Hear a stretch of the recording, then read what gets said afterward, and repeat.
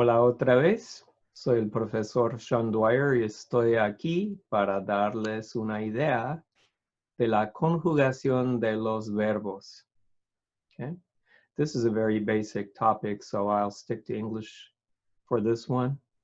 We're going to look at not only how to memorize endings, but how to understand the structure of the verb system in Spanish, which is different from what you're used to in English if that's your native language.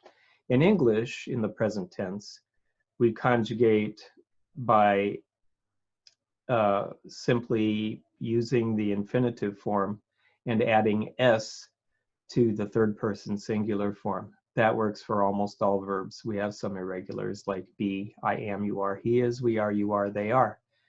But in Spanish, we have a much more complex and yet useful way of conjugating verbs. So let's take a look at it.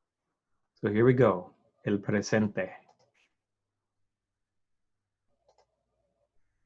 Understanding not only the endings, but the concept of conjugation. Okay. So the first thing you need to know is that Spanish has 3 verb conjugations. AR is the first one, so let's look at it. We'll take the verb hablar, which means to speak, and this is the infinitive. In English, the infinitive looks like the present tense, like I walk and to walk. But in Spanish, you have a major difference here. And so let's look at first the subjects that you are going to be facing. I am is yo. I is yo. Tú is you. For one person, familiar. That's going to come into play later. Él means he, ella means she, and usted is the formal singular form of you. Okay. However, it is conjugated the same way the third person forms are, because it is a corrupted form of the expression Your Majesty, and of course we speak to royalty in the third person. Nosotros is we, vosotros is a plural of tú, but it's used almost exclusively in Spain. Ellos is the plural of they for all men or men and women. Ellas is the plural of they for female only. And ustedes is the plural formal in Spain for you all.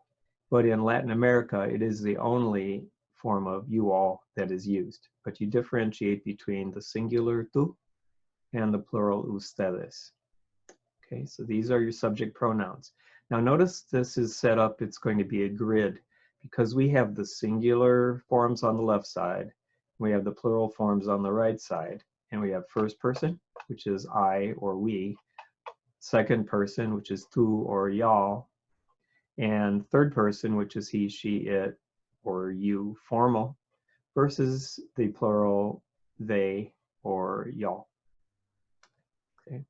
And it's best when you are learning this concept to put your verbs in a grid rather than maybe stringing your forms with commas or something like that, or going straight down a column, because there's a pattern that you're going to see here in just a second. First of all, to figure out how we start conjugating, we look at the stem, which is everything but the AR. And that's our stem. We're going to put it for all verbs forms. Okay, so here's your stem. Now, the yo form for all but 6 verbs in the language is going to end in O, right there. Okay. Now, the rest of the AR verb forms are going to have an A along here, like so. Okay, but then we're going to add some other letters to these forms. For example, the do form in all tenses except for one past tense are going to end in S.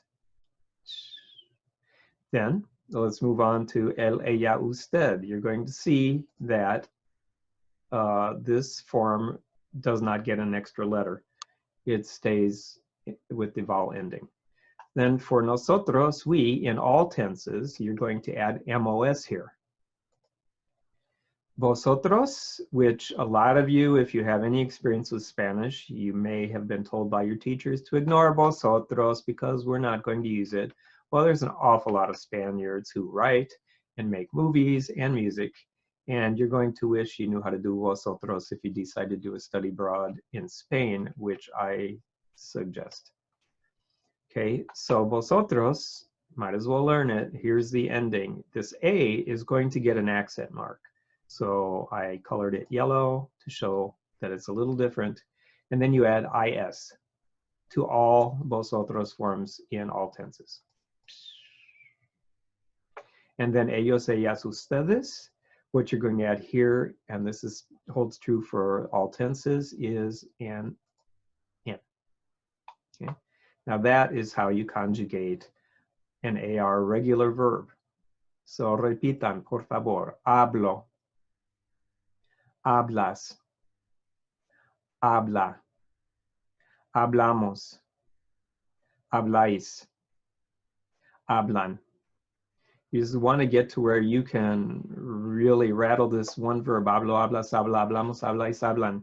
If you get to where you can do that, you can use this template to conjugate many, many regular AR verbs, all regular AR verbs, okay?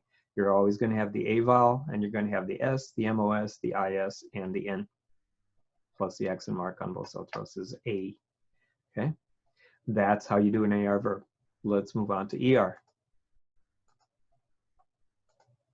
We're going to use the verb comer, which means to eat.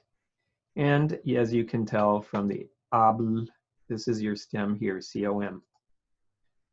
And here are your subject pronouns and your stems.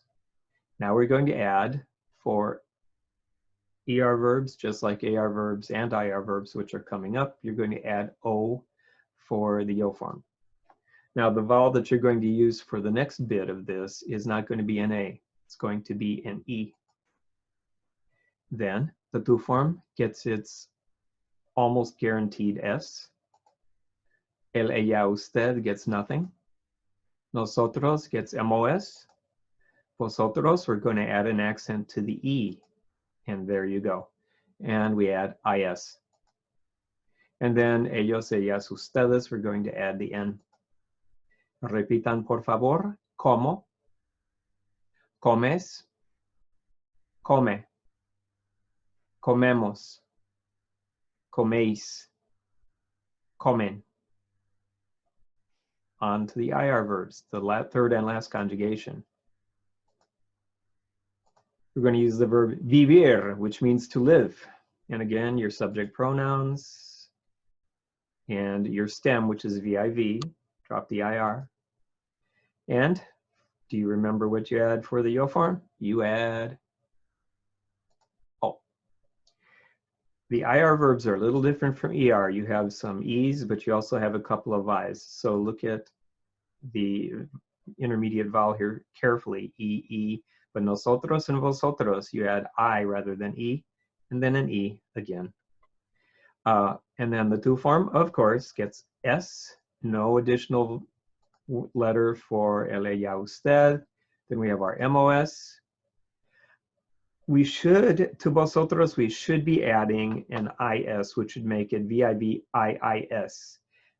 That's too ugly for Spanish. So we're going to smush the two I's together and accent this one I and add its S.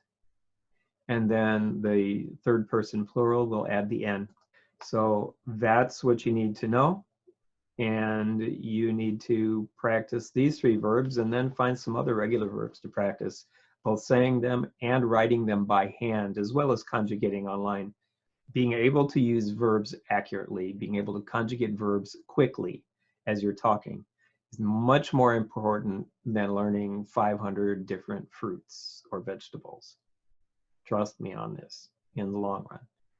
Okay, so that will take care of this lesson. Whoa, let's get a little light here. There we go. So, on to the next lesson. Thank you very much for your attention. Bye-bye.